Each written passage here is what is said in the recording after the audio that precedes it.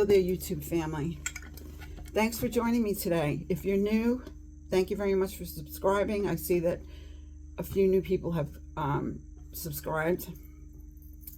And for those of you that aren't new, thank you so very much for sticking with me through thick and thin, as you always have done. Greatly appreciate you and love you all very much. So, this week's weigh-in. I'll just give you a little bit of the backstory, and then I'll tell you what the scale said.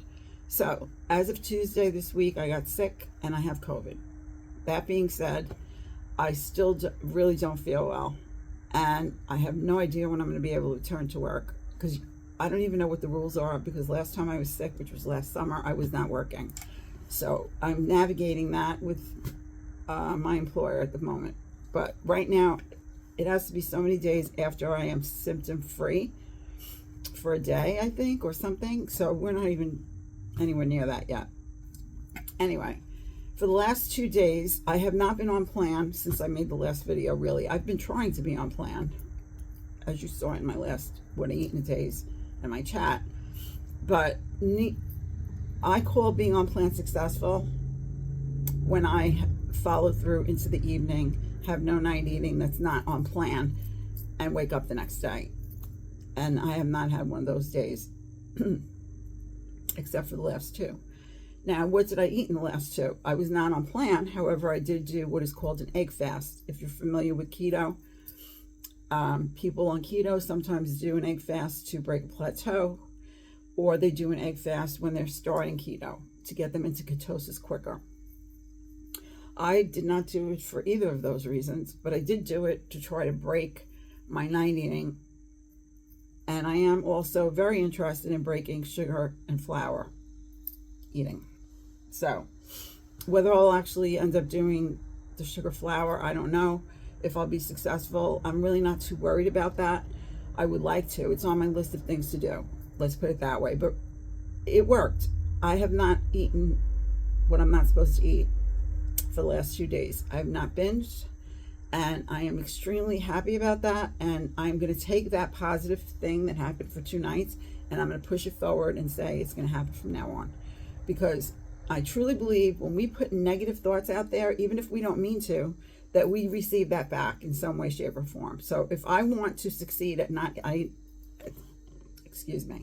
stopping my night eating behavior, then I have to put out there that I'm going to actually do that, and hope. And you know, you live it, you breathe it, and that's my outlook right now. Whether or not it happens, you'll know, because I will always tell you everything. But that's how I'm feeling about it right now. So there's plenty that I can be eating on Slimming World if I want to eat something at night, and I am not going to be regimented. I'm going to follow the Slimming World plan. I am just going to let things go. I'm not going to worry about this amount and that amount. I'm just going to make a plate when I'm hungry, and I'm just going to go forward, one meal to the next, trying to do the plan as best I can. There will be issues around when I eat a bar, which I haven't eaten in a really long time anyway, but definitely around my shake, and I'll just track it as sins. And if I go over sins for the day, on a day that I have a shake, then that's going to be the way it is. I'm not going to look back on it and worry about it. I'm just going to keep on going. Now, bringing me to what I discussed with you about changing to a day shift at work. I have not been at work, and there's paperwork involved in that, so I have not been able to do that yet. But I want to also let you know that, in case I didn't mention it already, it takes 3 weeks for that to even begin to start, if they give me that. And they give me hours, actually, because I already, worst case scenario, they cut my hours and let me go. But I'm not going to be there for a while longer. So that brings me to the next thing. Am I going to wait until I go on a day schedule to stop night eating? Am I going to push it out that far? No. So that's why I said, since I'm sick and I'm not going to work, so I don't have to worry about how much I ate, if I'm going to be hungry, I'll just do an egg fast. I plan to do the egg fast 1 to 3 days. And since it worked after 2 days, actually it worked on the first day, I'm just going to now proceed, because I didn't do it for the reasons that you would do it if you are on keto or wanted to be on keto. So anyway, that being said, last week I believe I was 150.4 on Friday. That is what I was on Wednesday, because I was not after the last videos that I showed you, I really can't tell you that I was on plan, because I don't believe I was. But I can tell you that I was 149.2 this morning. So I am very happy about that. I think the egg fast had something to do with it, but whether it did or not, you know, weight fluctuates. But it is a significant amount of weight for me, 1.2 in a week, or in a couple days even, whatever, however you want to look at it. So that does it for where I'm at. I am planning to go forward, and I am also going to let you know that in the interim of all this, that our cat, little kitten, this is her picture, has become ill. She was at the vet all day yesterday because they actually had to sedate her in order to take blood and urine, and that's never happened before, even though she's very feisty. So I have to, that leads me to believe that she's as sick as I think she is. She wants to eat ham, and she really doesn't want to eat her food. So the lowdown as far as where we're at with her is we will get results hopefully of her blood work tomorrow. Her urine so far showed that it was very I should say, we know why her urine results came back the way they did, because she's drinking a lot of water. So her urine is not concentrated in the way that it should be. It's not normal concentration. So that we know is because she's been drinking, but she's been doing that since she got hypothyroid diagnosis a few months ago. But it also is a high sign of kidney failure, which, you know, she's 15. And I'm not looking forward to this, guys. But I will cross that bridge when I get to it. Jim and I both. So in the meantime, she has a cream that goes in her ear, which is supposed to stimulate appetite. So we'll see what happens with that, and where we go from here with that. But I wanted to let you know about that. The other thing I want to do is please ask you to say some prayers for two very special people. One of which is Geeky Slimmer, Alan. This is his channel, if you're not familiar, which most of you are by now. He has to have a surgery. Nobody wants to have a surgery. I'm not going to get into the details of that, but it's always difficult when a person has to undergo surgery. So I'm going to ask you to please put your good thoughts and prayers out for him, that when he does have it, everything goes well, and that he heals up real quick and everything goes okay.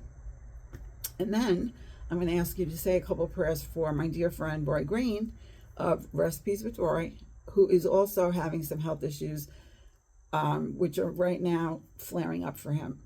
And recently Paul, his partner, has also been very ill.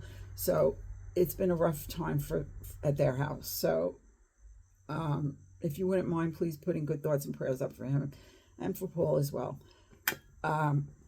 The other thing I wanted to mention, I want to give a shout out to a very nice woman who I have recently become friends with, and I'm very happy about that. Already love her dearly. She's just a very sweet lady who's having a rough time. Gee, sounds familiar, right? She has a channel. I'm not going to pretend I remembered it, but her name is Kim.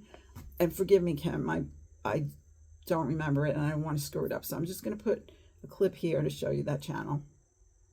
And Kim is added to the list in this, as of this video, in the description box. The links to everybody that I'm affiliated with in terms of YouTubers, and also our dear Joy Clark, who is a blogger.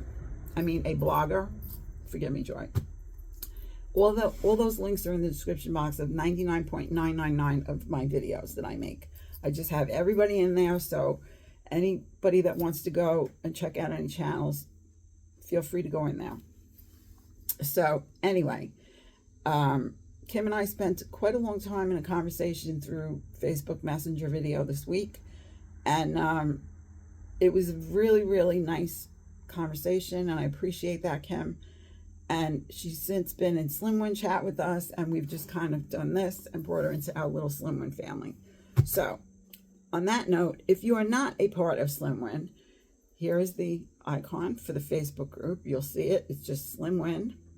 And please join us there. And then if you're interested, once a week on Mondays at 2 p.m. Eastern Standard Time, which is New York time, and 7 p.m. UK time, we have a beautiful chat. And usually we have a topic of conversation. Usually Roy does a presentation for us, or we watch, this last week we had to watch a video for homework. Then we all got together in chat and we discussed it. And it really is a very loving group of people. I don't know what I'd do without them. And I strongly encourage you, if you're feeling alone out there and you're struggling, come on over and join us. We'd love to have you. But again, I'm going to ask you to take care of yourself. This is a choice that you would have to make. I can't do that for you. I can only encourage you and support you to come on over there and join us. It's totally your decision to make whether or not you do that, right?